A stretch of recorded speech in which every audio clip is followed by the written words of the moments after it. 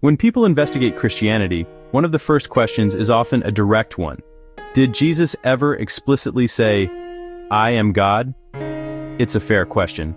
Many, including myself, have searched the Gospels for that exact phrase. The truth is, you won't find it. But this misses a crucial point. In the Bible, God was known by sacred titles revealing his identity, like Yahweh, the self-existent one, and most powerfully, I am. Remarkably, Jesus applied these very titles to himself. When he said, "Before Abraham was, I am," he was making a direct claim to be the eternal, unchanging God of the Bible. He also accepted the title Lord and forgave sins, actions reserved for God alone. One of the most powerful and overlooked evidences is Jesus' use of the phrase, "I am." When God revealed himself to Moses, he said, "I am who I am.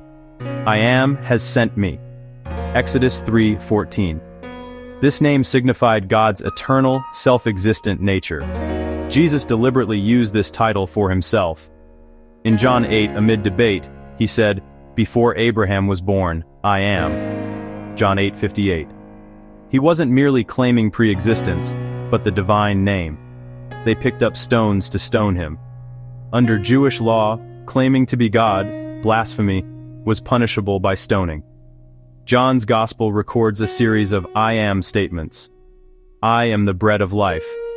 I am the light of the world. I am the resurrection and the life. Each echoes themes reserved for God alone. He consistently applied God's name and functions to himself, inescapable to his listeners. Beyond I am, Jesus said, I and the Father are one. Some suggest he meant only unity of purpose, but those present picked up stones again to stone him.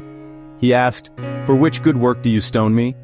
They answered, "For blasphemy, because you, a mere man, claim to be God." John 10:33. Jesus did not correct them, he defended his claim from Scripture.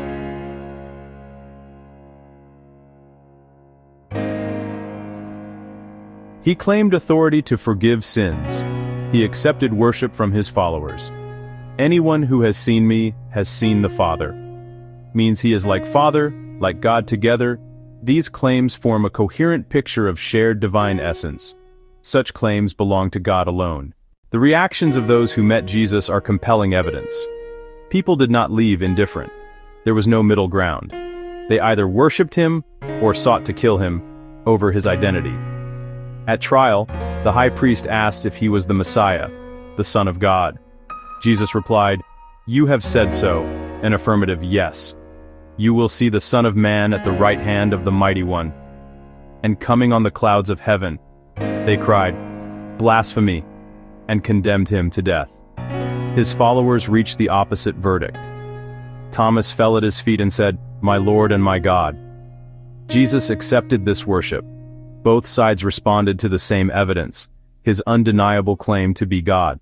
Jesus never uttered the simplistic phrase, "I am God," yet the case is overwhelming.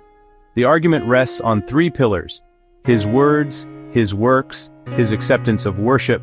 His words: he claimed the sacred name, I am. He claimed a unique oneness with the Father. He claimed authority to forgive sins. He claimed power to judge all humanity. His contemporaries charged him with blasphemy for these claims. For others, like Islam, which honors Isa but not as God, this is a challenge. The Quran says he never claimed divinity. The Gospels, closer to the events, tell a different story. The choice is the Jesus of the Gospels versus later traditions. His works were divine signs, credentials for his claims. The ultimate work, his resurrection, God's vindication. He accepted worship that belongs to God alone.